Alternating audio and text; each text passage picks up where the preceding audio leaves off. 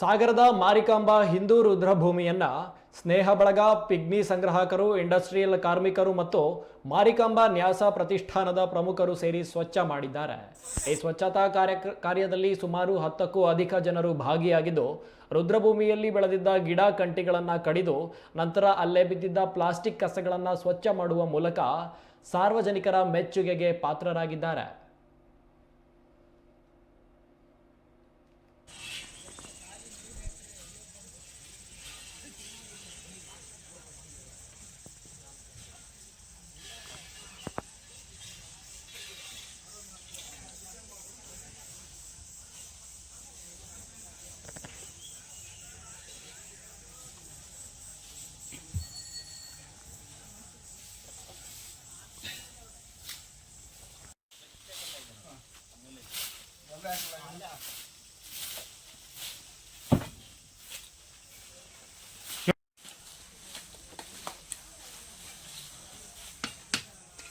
ದಿನಕರ್ ಮಾತಾಡ್ತೀಯಾ?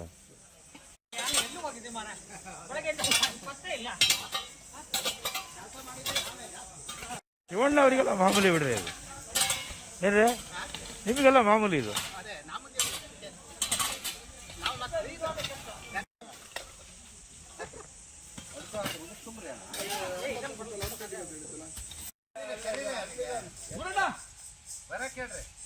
ರಂಗೋಲಿ ನಾಳೆ ಹಾಕೋಣ, ರಂಗೋಲಿ ನಾಳೆ ಹಾಕೋಣ.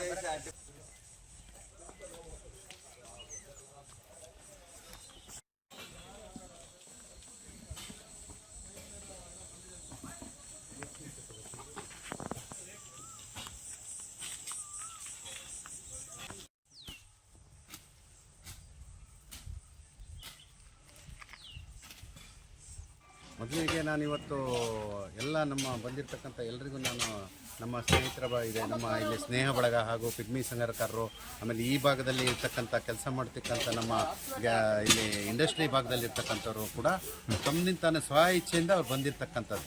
ನಾವು ಹೀಗೆ ಈ ಮಾತುಗಳ ಫಸ್ಟಿಗೆ ನಾವು ಹಿಂದೆ ಚುನಾವಣೆಗಿಂತ ಮೊದಲೇ ನಾವು ಇದರ ಕಲ್ಪನೆ ಹೇಳಿದ್ವಿ. ನಾವು ಏನು ಅಂದರೆ, ಒಂದು ಊರಿನಲ್ಲಿರ್ತಕ್ಕಂಥದ್ದು ಒಂದು ಹಿಂದಿನ ಹಿರಿಯರು ಭಾಳಷ್ಟು ಶ್ರಮವಹಿಸಿ ಈ ಜಾಗನ ಮಾಡಿಕೊಟ್ಟಿದ್ದಾರೆ. ಈ ಜಾಗಕ್ಕೆ ನಾವು ಒಂದು ಕಾಯಕಲ್ಪ ಮಾಡಬೇಕು ಅನ್ನೋದು ನಮ್ಮ ಎಲ್ಲದೂ ಇತ್ತು. ತುಂಬ ವ್ಯವಸ್ಥಿತವಾಗಿರ್ತಕ್ಕಂಥ ಜಾಗ ಇದು.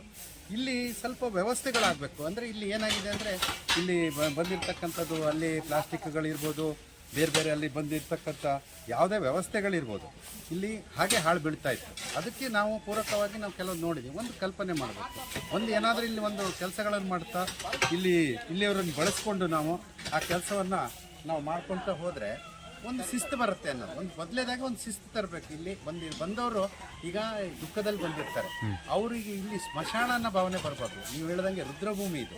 ರುದ್ರಭೂಮಿ ಅಂದರೆ ಒಂದು ಇಲ್ಲಿ ಬಂದವರಿಗೆ ಒಂದು ದೇವತಾ ಕಾರ್ಯ ಮಾಡಿದ ರೂಪದಲ್ಲೇ ಬರಬೇಕು ಅನ್ನೋದು ನಮ್ಮ ಮೊದಲಿಂದ ಒಂದು ಚಿಂತನೆ ಇತ್ತು. ಅದಕ್ಕೆ ಪೂರಕವಾಗಿ ಎಲ್ಲರೂ ಸ್ಪಂದಿಸಿದ್ದಾರೆ. ಆ ಕೆಲಸವನ್ನು ನಾವು ಪ್ರಾರಂಭ ಮಾಡಲಿಕ್ಕೆ ಈಗ ಮೊದಲನೇ ಹಂತದಲ್ಲಿ ಪ್ರಾರಂಭ ಮಾಡಿದ್ದೀವಿ. ಇದಕ್ಕೆ ಇಲ್ಲಿ ಸ್ವಲ್ಪ ನಾವು ಈಗ ಶಿರ್ಸಿಯಲ್ಲಿ ನಾವು ಒಂದು ಹೋಗಿದ್ವಿ. ಶಿರ್ಸಿ ಒಳಗೆ ರುದ್ರಭೂಮಿ ಭಾಳ ಚೆನ್ನಾಗಿದೆ. ಆ ರುದ್ರಭೂಮಿಗೆ ಅಲ್ಲಿ ನೋಡ್ಕೊಂಡು ಬಂದು ಈಗ ಇಡೀ ನಮ್ಮ ತಂಡ ಹೋಗೋಣ ಅನ್ನೋ ಒಂದು ಎಲ್ಲರೂ ನೋಡ್ಕೊಂಡು ಬರೋಣ ಒಂದು ಸರಿ ಅಂತ ಇದೆ. ಯಾಕಂದರೆ ಅಲ್ಲಿ ನಾನು ನೋಡಿದ್ದೀನಿ, ಅಲ್ಲಿ ಪಕ್ಕದಲ್ಲೇ ನಿಮಗೆ ರಂಗಮಂದಿರ ಇದೆ, ಸ್ಮಶಾನದ ಪಕ್ಕದಲ್ಲೇ ರಂಗಮಂದಿರ. ಅಂದರೆ ಯಾವುದೋ ಫೀಲ್ ಬರಲ್ಲ ನಿಮಗೆ ಅಲ್ಲಿ. ಯಾವುದೋ ನಮ್ಮ ಶವ ಸಂಸ್ಕಾರ ಆಗಿರೋದಾಗಲಿ ಮತ್ತೊಂದು ಅನ್ನೋದೇ ಅನ್ಸೋದೇ ಇಲ್ಲ. ಅಲ್ಲಿ ಒಳಗಡೆ ಹೋದರೆ ಏನೋ ಒಂಥರ ಮನಸ್ಸಿಗೆ ಖುಷಿ ಆಗುತ್ತೆ, ಒಂದು ಏನೋ ಭಾವನೆ, ನಮಗೊಂದು ದೇವತಾ ಭಾವನೆ ಬರುತ್ತೆ. ಆ ರೀತಿಯಾಗಿರ್ತಕ್ಕಂಥ ಒಂದು ಕಲ್ಪನೆ ನಮ್ಮ ತಲೆಯಲ್ಲಿದೆ. ಅದಿಲ್ಲಿ ಮಾಡಬೇಕು ಅನ್ನೋದಿದೆ. ಮುಂದಿನ ದಿನಗಳಲ್ಲಿ ನಾವು ಅದಕ್ಕೊಂದು ಲಕ್ಷ ರೆಡಿ ಮಾಡಿ ಇಲ್ಲಿ ಒಂದು ಸಣ್ಣ ಪುಟ್ಟ ದಾನಿಗಳ ಮುಖಾಂತರ ಆದಷ್ಟು ನಮ್ಮ ಇದಕ್ಕೆ ಮಾರಿಕಾಂಬಾ ವ್ಯವಸ್ಥಾಪಕಕ್ಕೆ ಹೊರೆ ಆಗದಿದ್ದ ರೀತಿಯಲ್ಲಿ ದಾನಿಗಳು ಬರ್ತಾ ಇದ್ದಾರೆ. ಅದಕ್ಕೆ ನಮ್ಮ ಪೂರಕ ನಂಜುಂಡ ಸ್ವಾಮಿಯವರು, ಹಾಗೆ ಇಲ್ಲಿ ದಿನಕರ ಇರ್ಬೋದು,